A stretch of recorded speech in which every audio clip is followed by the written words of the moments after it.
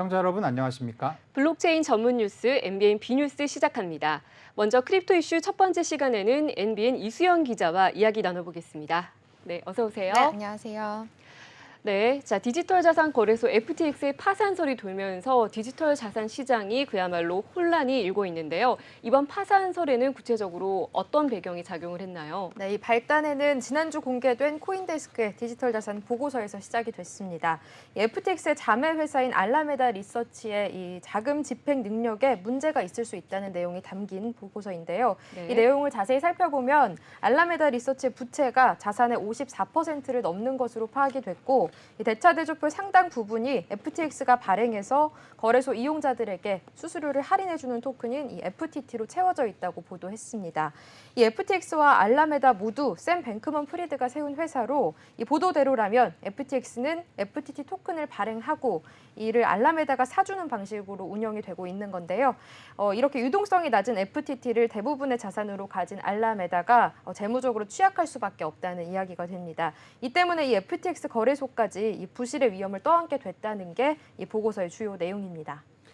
일단은 FTX라고 하면은 북미권에서 가장 영향력이 큰 이제 암호화폐 거래소 중에 하나인데요. 네. 예, FTX와 자매 회사인 알라메다 리서치라는 회사가 있는데 이 두 회사의 자금 집행 능력에 좀 문제가 있다. 이게 사실 그 기사의 핵심 지적인 것 같고요. 네. 이 부분에 대해서 알라메다가 해명을 했죠. 네, 이 알라메다 CEO인 캐롤라인 앨리스는 이 코인데스크가 취득한 재무제표는 알라메다 자산 중에 일부만 나와 있는 것이고 6월 30일자로 해당 재무제표에 있는 부채는 상당 부분 갚았다 이렇게 해명을 했습니다.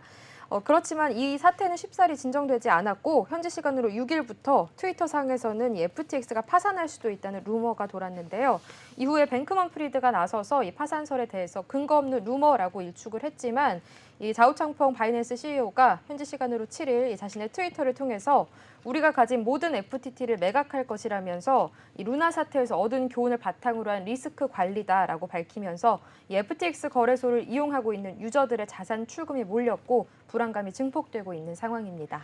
네, 말씀하신 대로 이 바이낸스 최고 경영자가 FTX의 자체 코인인 FTT를 전량 매각하겠다라고 밝힌 만큼 사태가 네. 굉장히 좀 심각해질 수도 있을 것 같은데 어떤가요? 네, 이 더블록과 코인 텔레그래프 등의 외신에 따르면 이 하루 동안 FTX에서 출금된 자금이 4억 5,100만 달러, 우리 돈으로는 약 6,283억 원에 이르는 것으로 나타났습니다. FTX에서 자금이 빠져나가면서 FTX가 보유한 스테이블 코인의 양이 1년 만에 최저 수준까지 내려갔고 이 FTX 거래소에서 시간당 이더리움 유출량도 사상 최고를 보였습니다. 또 바이낸스를 비롯한 거래소들의 FTT를 팔겠다면서 이체한 양도 최대치를 보였는데요. 이 자우창펑은 최근에 약세장 흐름이나 시장 내 FTT 제한적인 유동성으로 인해서 이를 다 처분하는 데는 수개월이 걸릴 것이고 이 FTT의 영향을 최소화하는 방향으로 처분하겠다고 입장을 밝혔지만 이 자체로 FTT 가격이 추락하고 또 FTX 거래소에서 자금 인출이 속도가 붙은 모습이었습니다. 이 상황이 이렇게 되니까 알라메다가 FTX의 하드월렛으로 이 스테이블 코인과 이더리움을 송금하고 있는데요. 이 뱅크먼 프리드는 우리는 모든 고객 자산을 커버할 수 있을 만큼 충분한 자금이 있다고 말을 했는데 또 자금 인출 속도가 느려지고 있지만 엄격히 규제하고 있다면서 좀 신중한 모습을 보였습니다. 여기에 앞서 이 자우창펑이 FTX 지분으로 확보한 이 FTT를 모두 청산하기로 결정했다고 한 것에 대해서 알라메든 CEO가 남은 FTT를 개당 22달러에 사들이겠다, 매입하겠다고 제안을 했고 뱅크먼 프리드 역시 이 코인 시장 생태계를 위해서 바이낸스와 협업했으면 한다고 화해 제스처를 보냈는데 아직 자우창펑 쪽의 공식적인 답변은 없는 상황입니다. 한편 현재 FTT는 이 FTX 거래소에서 전일 대비 약 30% 하락한 15달러 선에서 거래가 되고 있고요. 상황이 추가로 악화되진 않는 듯 하지만 여전히 사태의 불씨는 좀 꺼지지 않은 상황입니다. 자칫 디지털 자산 시장 전체로 그 불씨가 좀 옮겨 붙는다면 또 한 번의 테라 루나 사태가 일어나는 거 아니냐 이런 우려가 계속해서 좀 나오고 있습니다. 네. 아마 그 암호화폐 투자하시는 분들 중에 이 이슈를 모르셨던 분이라면 오늘 가격을 보시고 약간 좀 어리둥절했을 수 있습니다. 네. 왜냐하면 최근에 이제 며칠 동안 분위기가 굉장히 좋았고 네. 어제 미국장 나스닥 같은 경우는 또 이제 호조였거든요. 네. 그런데도 불구하고 환율도 내려갔어요.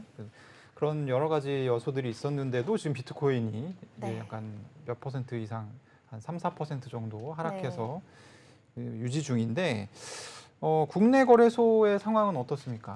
네, 이 아무래도 세계 7위 거래소 FTX의 뱅크런 가능성이 제기되고 있는 만큼 네. 코인원과 코빗 등 이 FTX가 상장된 거래소에서는 거래 유의 공지를 내렸습니다. 이 주기용 크립토콘트 대표는 자신의 트위터를 통해서 FTX의 스테이블 코인 보유량이 1년 사이 최저치를 기록했다고 밝혔는데요. 현재 보유량은 5,100만 달러로 2주간 총 93%가 증발했다는 게 이 주기용 대표의 설명입니다. 시간당 이더리움 인출액은 사상 최대치를 기록해서 FTX로부터 대규모 자금 이탈이 관측되고 있음을 나타냈는데요. 이 거래소에 입금된 FTT가 사상 최대치인 60%로 매각 대기 중인 것으로 파악되고 있습니다.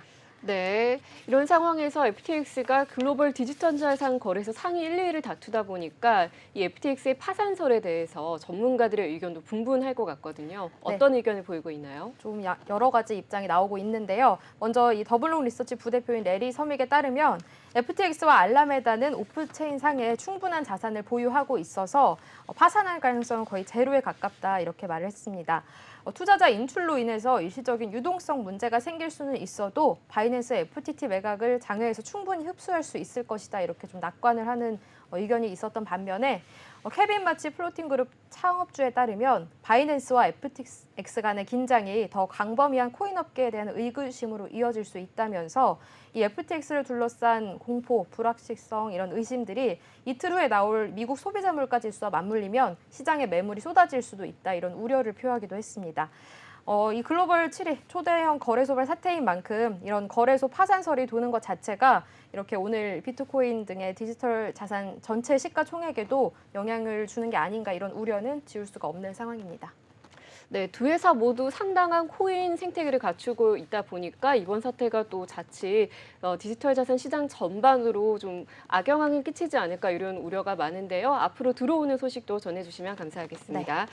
계속해서 다음 소식으로 넘어가 보겠습니다. 다음은 코인 상장에 대한 소식이네요. 국내 디지털 자산 거래소에서 국내 디지털 자산 거래소에 상장할 여력이 안 되는 프로젝트들이 다른 방식을 이용해서 상장을 추진하면서 문제가 되고 있다고 하는데 구체적으로 어떤 내용인가요? 네, 보통 이 국내 거래소에 상장할 여력이 안 되는 프로젝트들이 해외 거래소에 큰 상장피를 주고 코인을 상장시키는 경우가 있었습니다. 하지만 이 상장피 예산이 떨어지거나 코인 거래량이 일반 수준에 미치지 못할 경우에 이 거래소 상장을 유지하지 못하게 되고 이 투자자들에게 신뢰를 잃는 결과로 이어지는데요. 이런 경우에 스스로 거래소를 제작한 후에 자신이 만든 거래소에 코인을 상장해서 투자자를 속이는 수법인 이 셀프 상장을 추진한 사례가 늘고 있어서 좀 주의가 필요한 상황입니다. 네. 그러니까 거래소를 원래 없던 거래소를 만들어서 거기 네. 상장을 한 후에 네. 이거 국내 거래소인데 상장되어 있다 이런 식으로 얘기를 하는 수법이라는 거죠. 네, 맞습니다. 거래소를 만드는 거는 뭐 누구나 만들 수 있는 건가요? 이 로고와 도메인 네임 그리고 네. 서버만 있으면 이 인도 등에 소재한 개발 외주 업체를 통해서 저비용으로 코인 거래소를 만들 수 있는 것으로 알려졌습니다. 네. 이 코인 거래소를 만드는 비용이 12,500달러, 우리 돈으로는 약 1,700만 원 수준인데요. 이렇게 만들어진 거래소 홈페이지에 들어가 보면 상장 지원을 할 수가 없었습니다. 이 거래소 운영사가 본사 위치를 드러내지 않는 경우는 종종 있긴 하지만 최소 상장 지원을 위한 콘택트 포인트는 남겨두는 게 일반적인데요. 이 거래소에 들어가 보면 상장 신청을 받지 않는 가짜 거래소 모습을 하고 있었습니다. 네, 근데 이렇게 가짜 거래소를 만들었다면 코인 거래량이라던가 정보 같은 걸 알 수 없을 것 같은데 구체적으로 어떤 모습인가요? 네, 이 국내 프로젝트 코인이 상장된 M 거래소를 살펴보면 이 상장된 코인 8종목 가운데 국산 코인 3종류가 현재 24시간 거래량과 또 24시간 가격 변동 모두 0으로 표시가 되고 있습니다. 코인을 사는 사람과 파는 사람이 아무도 없다는 것인데요. 네. 이 비트코인이나 이더리움 등의 주요 코인의 거래창은 거래 내역이 아니라 바이낸스 등의 다른 대형 거래소의 오더북을 가져온 것이었습니다. 이 거래소의 소개글은 다른 회사 것을 가져와서 회사명도 교체하지 않고 그대로 도용을 했고요. 또 트위터나 공식 블로그로 이동하기 위한 링크도 모두 작동하지 않는 가짜였습니다. 지금 나오고 있는 이 사진이 바로 가짜 거래소 화면 모습인 거죠? 맞습니다. 실제로 이 거래소는 인도에 소재한 지일 개발사가 거래소 상장된 유일한 프로젝트인 피코인의 재단 외주를 받아서 제작한 것으로 드러났는데요. 이 해당 개발사의 홈페이지에 포트폴리오의 하나로 공개가 되어 있었고 이 회사 관계자 역시 이를 인정했습니다. 보통 네. 보면은 이런 가짜 거래소들은 네. 거래량이 없으면 이제 이 거래소를 사용하는 사람들이 없구나라고 이제 소비자들이 알 수 있기 때문에 네.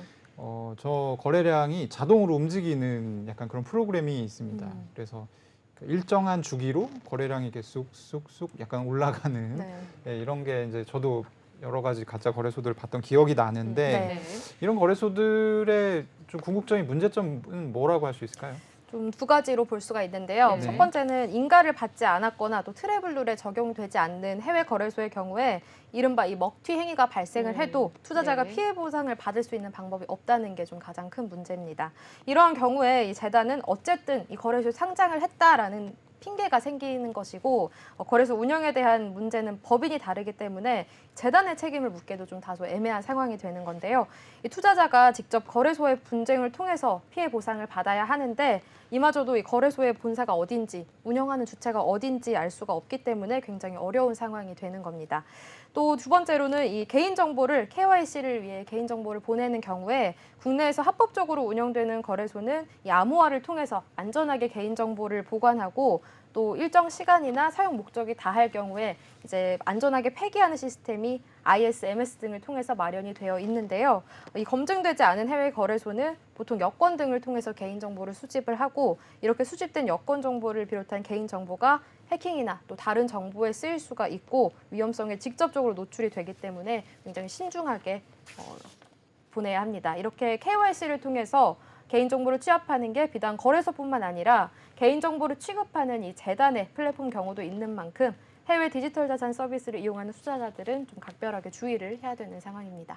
네, 계속해서 다음 소식 이어가 보겠습니다. 한국은행이 디지털 원화 발행과 관련한 모의 실험을 마쳤다라는 소식인데요. 구체적으로 어떤 모의 실험이 이뤄졌었나요? 네, 이 중앙은행에서 발행하는 디지털 화폐를 CBDC라고 하는데 블록체인 기술을 기반으로 중앙은행이 발행하고 가치를 보증하는 디지털 현금입니다. 이 비트코인과 같은 민간 디지털 자산과 달리 일정한 가치를 유지할 수 있는 장점이 있는데요. 이 한국은행에서 작년 8월부터 10개월간 CBDC 사업의 일환으로 디지털 원화 모의 실험 연구 사업을 진행했습니다. 네. 이번 모의 실험에서 오프라인 구형과 또 이자 지급과 환수, 또 국가 간 송금 등 다양한 정책 지원과 지급 서비스 실험을 성공적으로 마친 것으로 알려졌습니다. 네.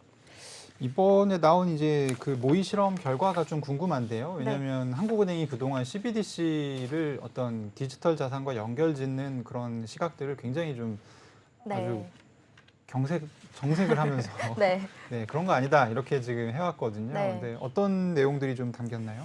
네, 이 실험에는 좀 긍정적인 부분도 있었고 한계점도 드러났습니다.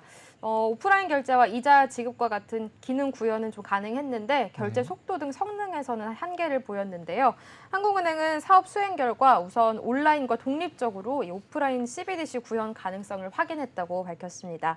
이 모바일 기기와 직접 회로 카드 등 송금인과 수취인의 전산 기기가 모두 인터넷 통신망에 연결되지 않은 상황에서 이 NFC와 같은 해당 기계에 탑재된 자체 통신 기능을 통해서 거래가 가능했고요. 통신사 장애나 재해 등으로 이 민간의 지급 결제 서비스를 사용하기 어려운 상황에서 실물 화폐와 함께 백업 지급 수단으로 활용 가능하다 이런 설명을 했습니다.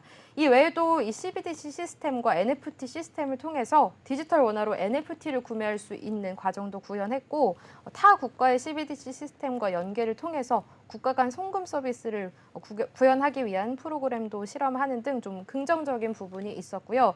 이 반면에 블록체인 기반인 분산 원장은 현재 상황에서 좀 적용이 힘들다는 결론이 나왔습니다. 네. 이 분산 원장을 적용한 CBDC는 초당 2,000건의 거래 처리가 가능했는데 거래 발생 건수가 늘어날수록 처리 시간이 늘어나는 등 한계가 좀 분명했는데요. 현재 사용되는 기존 중앙 처리 시스템의 경우에 초당 6만 5천 건의 거래를 처리할 수 있었는데 이 처리 속도도 기존 결제 시스템은 1, 2초 내외인데 해당 방식은 최대 1분까지 소요되는 등 좀 성능은 기대에 미치지 못하는 결과가 나왔습니다. 네, 한국은행이 디지털 원화 발행과 관련한 모의 실험에 대한 내용 자세하게 알려주셨는데요.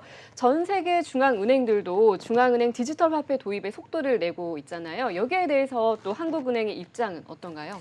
아직 도입 결정은 뜻하는 건 아니다라는 입장을 내놨습니다. 네. 현재 수준으로는 좀 실시간 거래에 적용하기에는 다소 어려울 것으로 보인다 이렇게 결론을 내렸는데요.